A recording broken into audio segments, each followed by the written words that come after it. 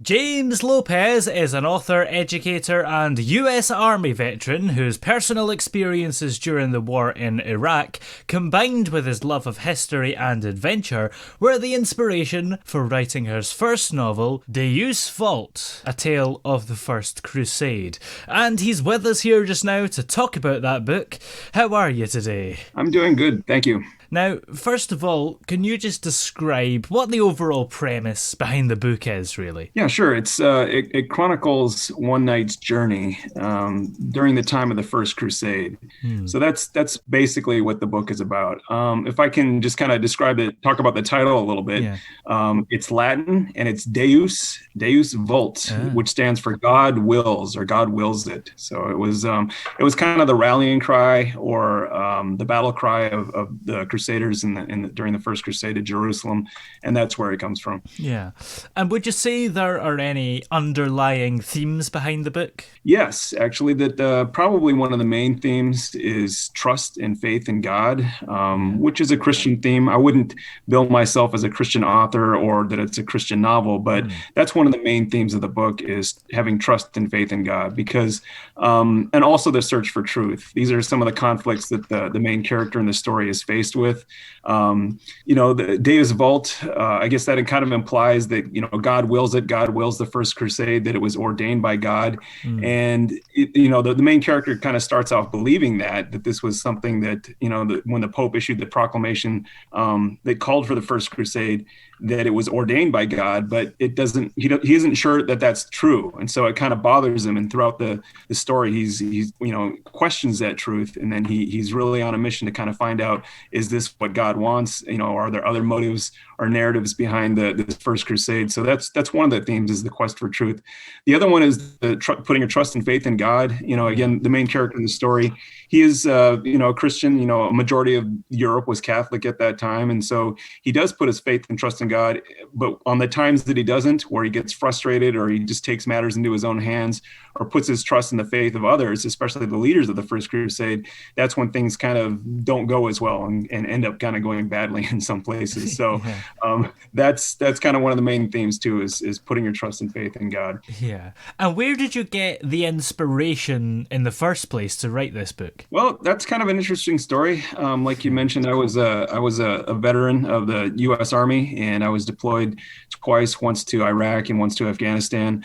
And I was on the border of Iraq in 2003, and we were in Kuwait. I was with Third Infantry Division, and we were we're building up, getting ready to invade Iraq, but we weren't even sure it was going to happen. So we were just kind of sitting out there in the desert. And it happened one night that I was just kind of, I don't know, doing some kind of mundane camp duties. And I was just staring out into that vast desert wasteland out there and just kind of letting my imagination roam. And for whatever reason, I started seeing this medieval knight, kind of trudging through the desert alone by the light of the full moon, carrying something. And it was just kind Yeah. of a random, I wasn't having a hallucination, but I was just, letting my imagination wander. And it seemed pretty random. But then I started asking myself, what is this about? Why am I imagining this? Who is this person? What is he carrying? Why is he there? And that's kind of when the story started to take shape. And Hmm. then later on, after the war and the time that I spent in Iraq, the story started to come together. And then, much later, I did a lot of research on the First Crusade, which is just an absolute fascinating, epic adventure. And really, that was kind of I finally found the context in which I wanted to tell the story. So it was like, I can tell my story using the First Crusade, and it just kind of all came together in this novel. Yeah. And how much of your own experiences in the Iraq War have you put in the book? Have you put anything that you've experienced? Yeah, actually, I mean, there's some correlations, I guess, or there's Hmm. some things that definitely, like I said at the beginning, like the main character kind of questions the narrative or the reason for the First Crusade, Yeah. and in my own experience in the war in Iraq, I mean, the whole reason we were supposedly there was because they had weapons of mass destruction, or Saddam Hussein had these weapons of mass destruction, Hmm. and that was false. That was a narrative, for our invasion, and so I definitely kind of relate to the experience of what happened with the character in the novel, and also just his experiences. Some of the things that happened to me in Iraq. It was a very dangerous situation, especially in Afghanistan. I came close to death a number of times. And I ended up really putting my trust and faith in God and letting happen. And that kind of gave me a peace. Being out there, I knew that I could die. I knew that some of the guys in my units did get killed, and I knew it could happen to me. But just letting God take control and letting whatever happen, that kind of gave me a peace out there. So that was another kind of a way I can relate to the main character in the story. Yeah, absolutely. So who would you say would actually enjoy the book? Do you have a particular audience in mind? Not particularly, but I mean, it is, I tried very hard to, use the historical timeline of the First Crusade as well as a lot of the leaders. So there's a lot of history in the book. So if your audience or listeners enjoy history, especially medieval history, or history of the Crusade, and action, like an action adventure story, I think they would enjoy the novel. I love action adventure. Action is something that I really particularly enjoy writing, especially like historical battles. That's something I'm very interested in. So I included a lot of that in the novel. And so I think your readers who like that kind of thing would definitely, enjoy the novel. Yeah. And the thing about history as well is that it seems to always be still relevant to today. So even if people think they don't like history, actually, they might quite like the book. Yeah, history definitely has a tendency to repeat itself. And so I think that, even though I didn't write the book as to make a political statement, I think there's a lot of things going on right now that kind of echo things that happened in history, especially with, again, the search for truth kind of comes back to mind. It's like a lot of things going on right now, especially in society, especially some of the narratives that are being spun, so to speak, or a lot of the information that we give. It's like that we have on a daily basis. It's like, is that true? What's going on here? You really have to, I think it's good to question it. So, and really kind of search and hunt for the truth and not just, believe the things people tell you. But yeah, definitely history tends to repeat itself. Yeah, for sure. So how long did this book take you to write then? Because if it was inspired during the Iraq War, then that was more than a few years ago. Yes.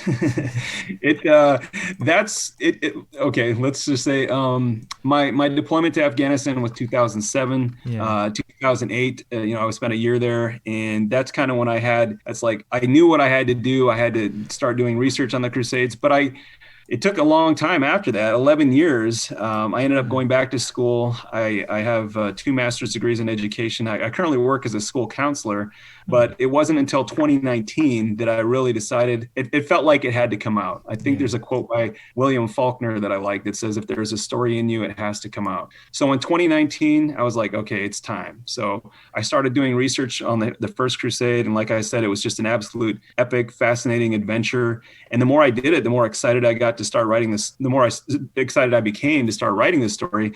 And then it took 2 years to write it, revise it. I had help from a historical fiction editor.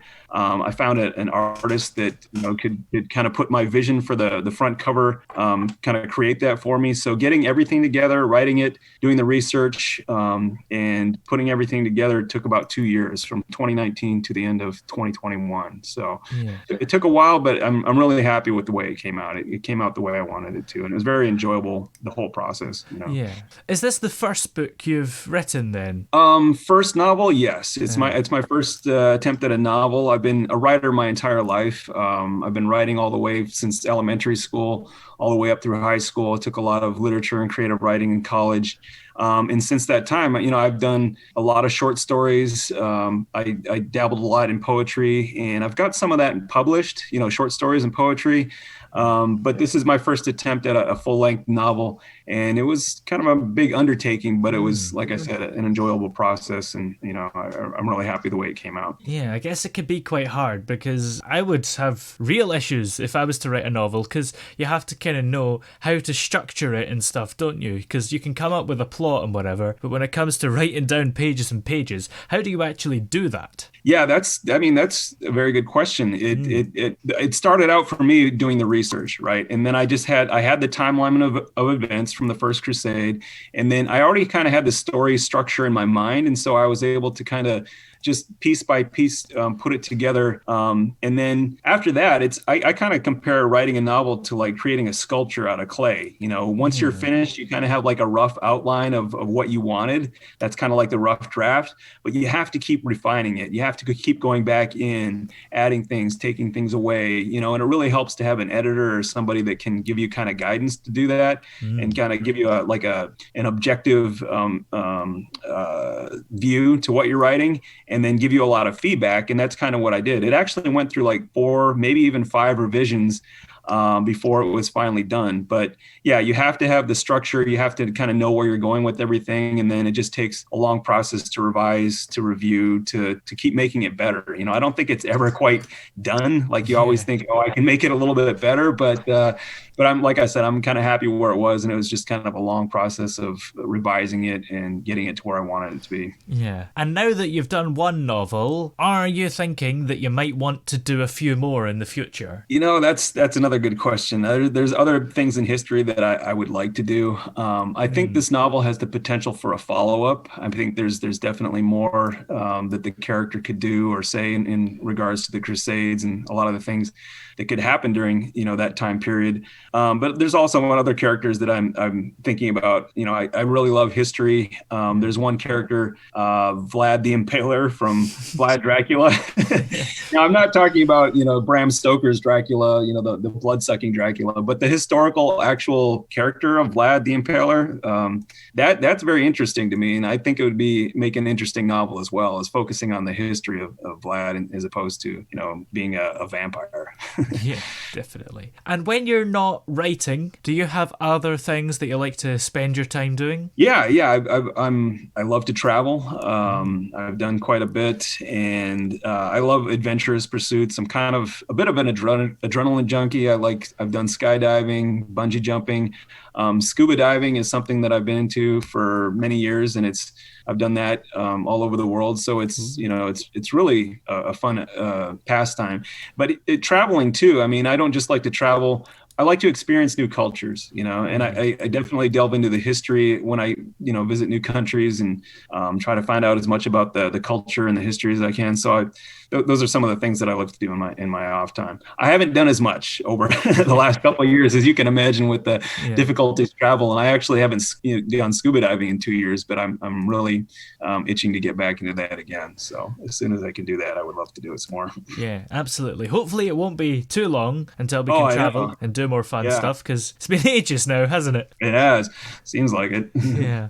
And just back to the book quickly, because I always like to talk about the cover of books, and yours is pretty cool, isn't it? Because you've got all sorts of buildings in the background, a nice sunrise or sunset, and a soldier at the front with a sword, maybe in the process of killing somebody. I don't know. Yeah, the First Crusade was an extremely brutal, bloody, and there was a number of massacres that took place. So it definitely, I think all the Crusades were pretty much that way. It wasn't, just the First Crusade, but the background is significant. As you can see, there's the crescent moon from Islam versus the cross, which, kind of signifies the holy war, which the Crusades were a holy war. And then the main character, he's I wanted the artist to capture pain and anguish on his face, because that's a lot of what the main character experiences in the Crusade. And as you can see, what's also significant is the golden crosses that are kind of draped over his hand, over the sword. I'm not going to talk too much about that. I'd rather your reader or your listeners read the story, but those are significant. And then the background is Jerusalem. It's supposed to be kind of the silhouette of Jerusalem in the background. So yeah, that's pretty cool.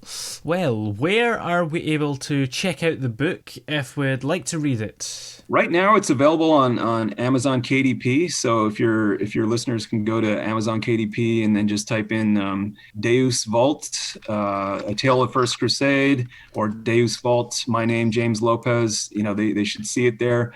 Also, I did make a website just to promote it a little bit, so I can go ahead and tell you what that is. It's Deus Vult, DeusVult dash TFC.com. Yeah. So it's Deus Vult dash, not dot, dash TFC.com. And there's links to Amazon as well as a little bit more about the book and about myself if your listeners would like to check that out. Great. Well, thanks very much for joining us here on the show today. It's been great chatting to you. Yeah, absolutely. You're welcome.